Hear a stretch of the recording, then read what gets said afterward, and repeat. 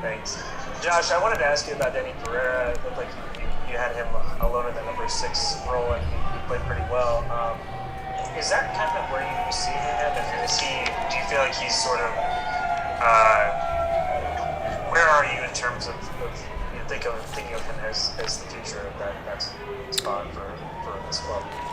Well, I think he's a good young center mid to start with. We obviously selected him first in the draft because we saw potential and quality, and some of that quality is partly there, and some of it's our need and our ability to develop that. And again, he's going to take his lumps. Every first-year team does. Every first-year player does. And his ability to be resilient and rebound has been pretty good. And we play him as a 6 and build up sometimes alone. But I like that his mobility and his ability to turn at times and then accelerate, break lines by dribbling or passing is really good. And when he's in there with Alex, and at times we played with 2 center mids and they can pivot, just depending on what the opponent is and certainly what the opponent's what their ideas are of defending with that first line. But I certainly see him being a flexible player. If we play with 1, he can certainly do it. When we play with 2, absolutely, I think that's probably his best because he does a real good job moving and pivoting, and if he's marked, he moves away. If he's got time, he sits tight, he backpedals into gaps, which has been a part of his growth.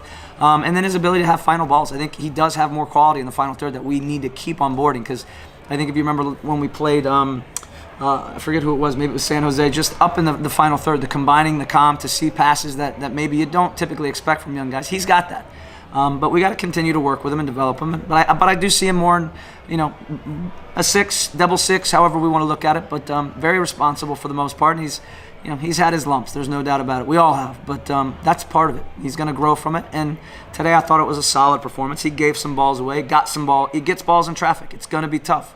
But again, I think he's going to grow, and it's a big offseason for him to get physically a little bit stronger. Obviously, the game asks a lot in that part of the field in this league right now. It's paramount that you have the competitiveness and the ball winning. So he's got to up that side of it for sure. But he's a good player that has good potential. Yeah, and talking to some of the fans, particularly some of the leaders of the supporters groups, I think there's an expectation that you guys treat, you get this win, obviously sets you up for next week to play for a supporter-driven trophy at the House. Are you prepared to treat that like a final, like I think some of those supporters kind of expect from you? Yeah, again, I don't look at any of these games as I don't know if people are thinking they're throwaway games because they're the end of the year. These games are for us to go out and win, plain and simple. We owe it to the fans, we owe it to the supporters, and these players owe it to themselves. I mean, they put up so many good performances this year. We've lost a number of games by a goal. So we're a competitive group, and to win anytime you're playing for a trophy, it's a great opportunity. And Copa de Tejas has been talked about, and now we're in a position to go win it. And we certainly should have plenty of reminders as to what it's going to look like in Dallas. And they're a good team, and enjoy tonight, but be fully committed, fully focused on how we can go there and win. And that's going to be our objective to again, for our players to keep building momentum and good performances, but for our fans and, to bring a trophy here and certainly our first season. Thank you, Coach. Next up, Eric Goodman. Go for it, Eric. Thanks, Laura. Josh, there was an obvious energy about the group tonight, and on so many occasions, especially on the defensive end, it looked like that extra effort was made. What do you credit that to? Well, I think it's just the group's responsibility. I think at home we've talked about being a disciplined, organized team, really working hard on both sides of the ball and being difficult to break down. And again, their expected goals tonight wasn't much. They obviously got one on an own goal. But against Minnesota, it also wasn't very much, and they were able to sneak a goal there. So our performances at home the last 3 or 4 have been really solid. Again, I think 3 or 4 goals is what was there for us, and those things again I'll continue to push. I don't know where we are, expected goals 7th in the league, and we're way down in certainly capturing, realizing what those goals are. But since August, we've been one of the best teams. So we're generating chances. I'd love for us to score more goals. That directly translates to better results and certainly more confidence. But the defending today was excellent. It was a collective willingness and a collective determination is what I talked about with these guys, and it was on display. Cecilio from the get-go was backtracking and pressing, and our forwards did a great job, and our back line absolutely killed it. They busted their butt. Not just tonight. I talked to these guys. What I'm asking Julio and Johan to do each game, play every game, every minute. We're a little bit hamstrung with center backs, and they just keep powering through, grinding. And but it was a great collective effort. Nicky Lima was awesome. So just good resiliency, good determination to bounce back from midweek. But these guys always put in good work. I mean, they really do. So I'm proud of them. Thank you. Next up, Colby Gordon with the Statesman. Go for it, Colby. Hey Josh, just a thought on Cecilio's performance today. I thought he was excellent. Yeah, I agree with that. I think we wanted to, for him and Diego, we wanted to see a little bit what Cecilio looked like on the right side. And, of course, as he comes to the left side, he gives a couple little shimmies and draws a penalty. But, again, I thought he played okay in San Jose. And the defensive side for me was something that I made a note of, and just also his power and engaging what that game was going to look like. So that was part of what we brought him out for. And we talked about it. And today I think he responded again. His response with the ball, without the ball, and just his willingness to grind, compete, and continue to push this team in a good way. And that's what's expected of him. He's a charismatic guy, and obviously these guys respect him, but they'll love you and die for you if you show up and put in the work every day. And that's what we'll continue to push with him. He was solid. He was solid. Thank you. Next up, Phil West. Josh, congrats on the win. I wanted to ask you first of all about the penalty kick and just get your reaction to that, because I remember maybe the SKC Portland playoff game a while back, seeing a double post like that, but just kind of wondering what you thought, if you knew it was going to be your day when you saw that. Yeah, I was watching it on the screen. It was a nerve-wracking split second, but happy to see it go in. Obviously, CC, we put it up with these guys beforehand, who's responsible for it, and then if that person's not ready to take it, then we have the next guy in line. So he takes that responsibility well, and he finished it well. Obviously, one post, no post, I'd take that, but the double post, as you mentioned, the one in Portland, Kansas City, is a reminder. But glad it went in, and obviously I think it was much deserved, and I'd like to see us finish off the game in a way that now makes it a little more secure. But CC had a good job, Sebastian was great, Alex. It was a very strong collective performance from the guys. Yeah, I just wanted to elaborate a little bit more about Drew Busey. So I'm just kind of thinking about like what he might be able to do for us. Yeah, I think there's a lot of things that Sebastian's going to be able to do with this, and he has exceptional quality, exceptional leadership, whether it's vocal or not vocal. But by the way he plays, it's very clear the type of player and responsibility and intentions that he plays with. Quality with the ball is exceptional. I think a preseason for him and Musa will do a lot of good. There's a lot of detail that we need to bring back into his life, his role as far as how he can work for us. And but you can see what he does for this team. When good things are happening, he usually has some contact with it, whether it's out wide or it's down low, helping us get through some traffic. But he does an incredible job arriving in the penalty box, and his quality in and around goal is quite clear. I mean, he should have a few more goals. He's been quite influential, as I said, since August. Our goals, expected goals, is amongst the best, and he and Musa are a big part of that, I think. Thank you. Next up, Mark Turner. Go for it, Mark. Thanks, Laura. Hi, Coach. Congratulations on the victory. Thank you. Obviously, you had a few games this season. We talked about this extensively, where beginning of the second half, it's been a bit of an issue, and the team taking a while to warm up. What did you say to the guys in the locker room at half-time? Because they came out very focused in that first 10 or 15 minutes, really could have added to the tally. Yeah.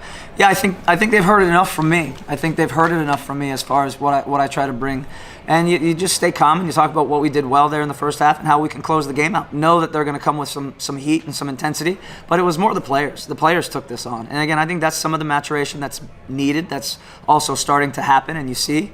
Because they know when you have a lead in this league, they know what it looks like, and we've experienced that already. So I like that they're taking a hold of it a little more, and they're not going to need it from me. Obviously, I'll talk about it, but they're the drivers of that. When you get out there, the game starts, they're the ones making the actions, and again, second halves, we've had some moments where we've started well and given up a goal, and we've had some where we've started poorly and we've given up a goal. It would have been nice to capitalize off that nice start in the second half, but I'm glad with their focus and certainly their intensity that they brought in the second half. And then you mentioned it was a great team performance this evening, and we talked a little bit about Romagna and Cascante, who were fantastic, and so was Stuber as well. But I was really impressed by what you got out of the fullbacks this evening. Jimenez has been underrated all season. I thought Lima tonight just had a fantastic match. Can you speak to the fullbacks? Yeah, Nick was a monster. He was over 1,600 meters high speed running in San Jose. He was hands down covering the most ground in that game, high-speed running, and there's some big performances on San Jose. So I was worried about him today, but he was a machine, tracking back, competing, dueling. certainly stretching out along the line, getting into the channel early to defend and compete and duel. And, Fafa's a heck of a player. So he had his hands full from the get-go, and I thought he did great. Hector is a very wise, experienced player, and he uses those intangibles to help himself when he's in these matches. He can duel well because he's positioned well, he anticipates, and then he brings remarkable calmness and real good decision-making. And those are things that, you hope are reflected in the way he performs, but also give other players confidence and help their understanding of what's going to be asked of them in that position as well. But him, Z, obviously Z got the rest tonight, but I thought Hector and Nick, as you mentioned, the whole back line and Brad were monsters, and they deserve a lot of accolades. They performed extremely well. Thank you. Next up, sorry, John Lupa with Babel. Thanks, Laura. Josh, congratulations on the victory. Thank you. I wanted to ask you, Phil talked about Sebastian and when he has a full season of how you think he can do, but just talk about the link-up play he had with Alex. Sebastian got a goal, Alex could have gotten a goal, the play they had, the way they were able to connect. Just talk about what you saw from the two of them today. Yeah, it's glad you pointed out. I mean, that's a big reason why we put Alex up there. And, you see a real calm backyard soccer aspect. Obviously, we have principles we want to play by, and we have these understanding of the positional game. But when you see these guys connecting and combining as Sebastian, Alex, Diego, Hector, and they bring others into the play, and it becomes very difficult to deal with, but very exciting, very attractive, and ultimately you want to score goals and create goals, and they were able to do that as well. But putting Alex up there next to Sebastian and getting Diego close to Sebastian was part of the objective today. And to see what that looked like, and obviously have Cecilio on that weak side where he could get isolated and arrive in the box, which he does extremely well. But Sebastian, it's quite clear. I think his quality and the life and confidence that he brings to the field and to our team and to the players on the field is incredible. Again, he's a unique individual. He really is, and I think a proper preseason and proper time to again help develop and even allow him to share ideas as to how we can better use him and utilize his qualities, but what he thinks we can do with this team, because he has a lot of calm and quality that is quite clear in each and every one of these games. And he's a responsible player. That more than anything, I see that a real responsible professional that is real clear. He leads by performance and by the way that he plays. And there's plenty of our young players and our experienced players that should take note of that. Also, you won 3 out of 4 now at home. Do you think that this is the way you've been consistently playing at homes? Like you said, the games you have lost at home, you've only lost by a goal. Do you think that, I know you still have another home game left with Kansas City coming up, but do you think that this is the template for how you want to play at home over a full season going into next year? Yeah, I think what the performances we've had over the last 6-7 weeks is more indicative of what we can be, who we can be. Who do we want to be? How do we want to be looked at around the league? We obviously want to be an attractive, entertaining, winning team, but we also want to be difficult to play against. We want to be, diligent, but also flexible in how we play, whether it's at home or on the road. So the performances of home have been good and of late, and we had some very good ones earlier on in the year, and we just weren't able to capture goals and realize that side of it. And again, we've mentioned as we've added, real significant players in the summer, that's helped that side of the game. But we need to continue to get better, and we will obviously have to address some some positional needs in the off season. But we have a good group. There's a lot to work with, and there's a lot to be proud of. And we got a big game against Dallas next week on the road, and our guys will be fully focused. They'll enjoy this, and as you said, we have one more game at home, and we've had 2 great matches against. For me, clearly one of the best teams in the league with Kansas City. So we won't get too far ahead of ourselves and look at that one, but great opportunities still lie ahead, and it's opportunities for our team to play and continue to grow. Thank you. Looks like we have time for 2 more questions. Zach Smith, take the next one, and Archibald, go ahead and take that last question. Thank you. You've talked a lot about defense, rightly so, after a game like that.